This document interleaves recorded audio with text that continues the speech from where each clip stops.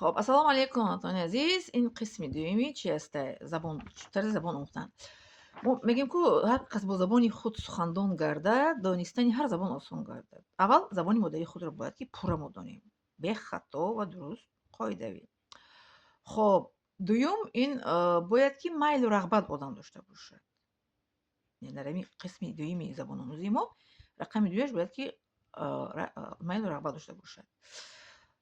سوم از آن ملت باید که کسی را به خودش دوگانه یا جورا گیرد که با همون ملت چی کند، همون زبانی که میآموزد با همون گپ زند.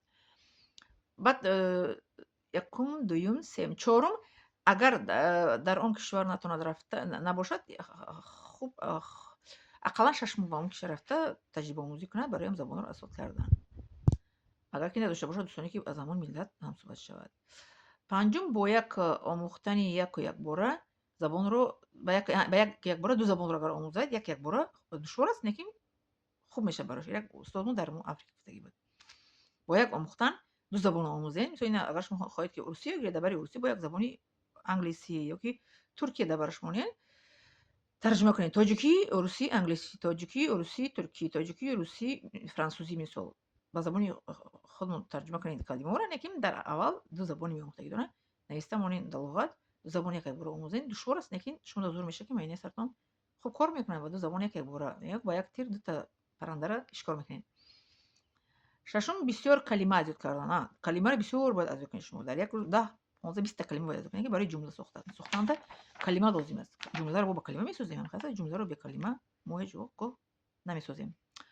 خب بعد انا هفتمش فیلم یا کینو با همون زبان تماشا کنید. فیلم هایی که شما نقد ببینین، فیلم های مدیسین نقد ببینین، فیلم های چی میگن دراماتیسکی نقد ببینین یا که چی میگن کمدی نقد ببینین، شوخی سپکتاکل نقد ببینین با همون زبان تماشا کنین. اینم برای شما خوب میشه برای زبانتون تیز آموختن.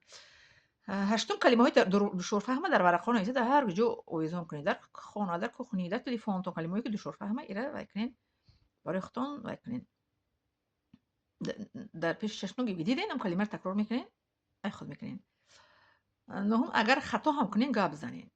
آدم در خطا کردن یاد میگیره. ما در دوشنبه بدیم هم کورس دختری که میرید استابش زال در اومدیم در اون امریکایی بود. امریکایی قدیما سر کم گپ زدن کردم او هم کورسم گپ نزد. گفتم من شرم میدونم گراماتیک رو خوب میدونید لیکن گپ نزد. گفتم گپ زن چرا گپ نمیزنی؟ گفت من ایزو میکشم. کسی ایزو میکشه ازو میکشم خاصه برای می خطا هم کنین کو گپ زنین. من از خطا دارم، ما گراماتیک خطا دارم. مرا دین یکس وایکات شاگردم که معلم شما خطا گپ میزنین تاجیکی و روسی.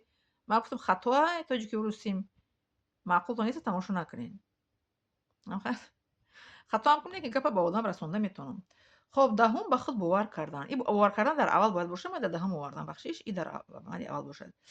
بعد 11 تجربه عملی باید داشته باشین. نظریه عملی یعنی که خانه تعلیم گرفتین آموختین باید که گپ بزنین. در حج ما با حجی خوردیم عربی را میفهمن گپ زدن نمیتونن. وقتی شما فهمین گپ زدن نتونین کو شما در نظریه هست عملی نیست. نظریه عملی باید که یک باشد زور میشه نوران الان نور میشه.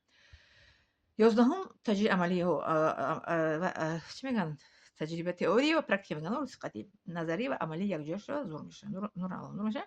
این طرزی یعنی تعلیم گرفتن زبانی غیر زبانی مادری. یک اول زبانی خود را گردانید میگه کار که با زبانی خود سخندان گردد دانستن ها زبان آسان گردد. поделиться و چی میگن